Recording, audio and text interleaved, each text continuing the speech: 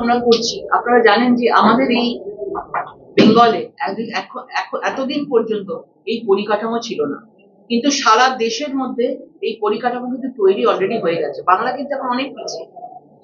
আজকে সরকারে আসার পর এই দেখছেন যে 1 মাস হয়েছে সবে এই সরকারের, কিভাবে মুখ্যমন্ত্রীর নেতৃত্বে পুরো ক্যাবিনেট, পুরো মন্ত্রিসভা কিভাবে প্রত্যেকটা জায়গায় সারা বাংলা জুড়ে দ্রুত গতিতে মানুষের কিভাবে যে ড্যামেজ গুলো হয়েছিল, ড্যামেজ কন্ট্রোল, ড্যামেজকে রিপেয়ার করতে গেলে কত তাড়াতাড়ি কাজ করতে হবে, এই সরকার কাজ করছে। বিজেপি সরকার অন্নদাতাদের সবসময় তাদের নীতির কেন্দ্রে রেখেছে। গত 12 বছরে ভারত খাদ্যশস্য উৎপাদনে ঐতিহাসিক বৃদ্ধি রেকর্ড করেছে। দেশের খাদ্যশস্য উৎপাদনে এখনো পর্যন্ত সবচেয়ে বড় 71% ঐতিহাসিক বৃদ্ধি দেখা গেছে। আজ দেশের খাদ্যশস্য উৎপাদন রেকর্ড 12,000 লাখ মেট্রিক টনেরও বেশি বিশাল পরিসংখ্যান পার হয়ে গেছে। 12,000 লাখ মেট্রিক টন।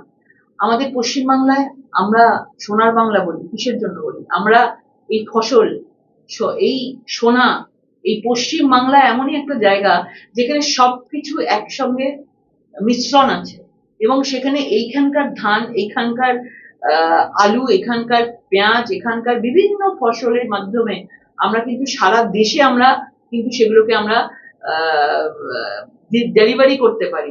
কিন্তু দুঃখের বিষয়, এতদিন পর্যন্ত বাংলায় এত ফসল, ধান ফলন হওয়া সত্ত্বেও বাংলা কিন্তু কখনো দেখতে পায়নি যে বাংলা একটা এই সোনার ফসলের হাব।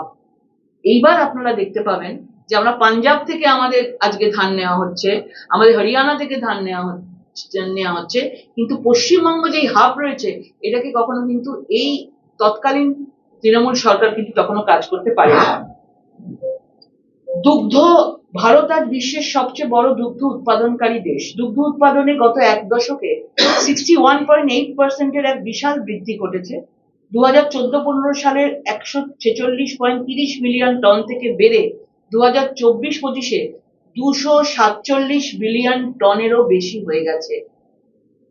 আমরা বিভিন্ন জায়গায় দেখেছি যে আমরা গুজরাটে জানি আমুলের ফ্যাক্টরি রয়েছে, আমরা বিভিন্ন জায়গায় আমরা মানে আমাদের গোশালার মাধ্যমে দুধ, এই বিষয়টাকে কিভাবে আমরা বিভিন্ন জায়গায় আমরা স্বাস্থ্যের উপকারিতার জন্য, সবাইয়ের জন্য, যে সমাজের জন্য কিভাবে করতে পারি আমরা বিভিন্ন প্রদেশে দেখেছি, কিন্তু আমরা কখনো বাংলায় তাকে নিয়ে ভাবনা দেখিনি। বাংলায় হচ্ছে তার ঠিক উল্টো। কিভাবে গরু পাচার দেখেছি, কিন্তু গোমাতাদের পুজো করতে এই বাংলা কখনো দেখেনি। সেই ছবি আপনারা দেখতে পাবেন, এবং গোমাতার মাধ্যমে আমাদের এই মিল্কের বিভিন্ন ফ্যাক্টরিও আপনারা আস্তে আস্তে দেখতে পাবেন, যে মানুষের জন্য, সমাজের জন্য, আগামী দিনের ভবিষ্যতের জন্য এই দুগ্ধ, যেটা সারা দেশের মধ্যে একটা বিশেষ ভূমিকা পালন করেছে, আজকে এখানে এই বাংলাও কিন্তু তার মধ্যে সামিল হবে।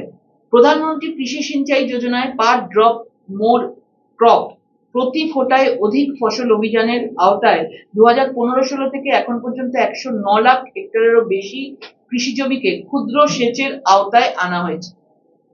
জাতীয় মহাসড়ক পরিকাঠামো, 2014 সালে দেশে মোট 91,287 কিলোমিটার জাতীয় মহাসড়ক ছিল।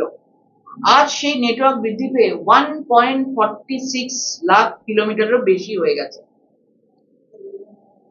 চেনার ব্রিজ, নতুন পান্থান ব্রিজ, অটল টানেলের মতো বিভিন্ন জিনিস আপনারা জানেন যে সবাই দেখেছেন, ইনগরেশন হয়েছে। হিমাচল থেকে শুরু করে পাঞ্জাব, কাশ্মীর, বিভিন্ন জায়গায় এইসব ব্রিজ তৈরি হয়েছে, যেটার মাধ্যমে সড়কে আমাদের আদান প্রদানের সুবিধা, পরিবহনের কানেক্টিভিটি কিন্তু অনেক বেড়েছে।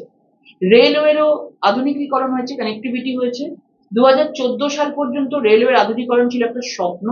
আজ ভারতীয় রেলের 99.4%-এরও বেশি ব্রডগেজ বিদ্যুতায়ন হয়েছে, এবং অমৃত ভারত স্টেশন যোজনার অধীনে বিশ্বমানের গড়ে তোলা হচ্ছে। আপনারা শুনেছিলেন যে অমৃত ভারতের স্টেশন যখন বিভিন্ন স্টেশন যখন অমৃত ভারতের প্রকল্পে আনা হয়েছিল, সেখানে আমাদের পশ্চিমবাংলা থেকেও প্রায় 36টা স্টেশনেরও বেশি অমৃত ভারত স্টেশনের আওতায় আনা হয়েছে, এবং সেগুলোকে আস্তে আস্তে আমাদের গভর্নমেন্ট আসার পর আপনারা দেখছেন খুব তাড়াতাড়ি সেগুলোকে বিশেষ করে ডেভেলপ করা হচ্ছে।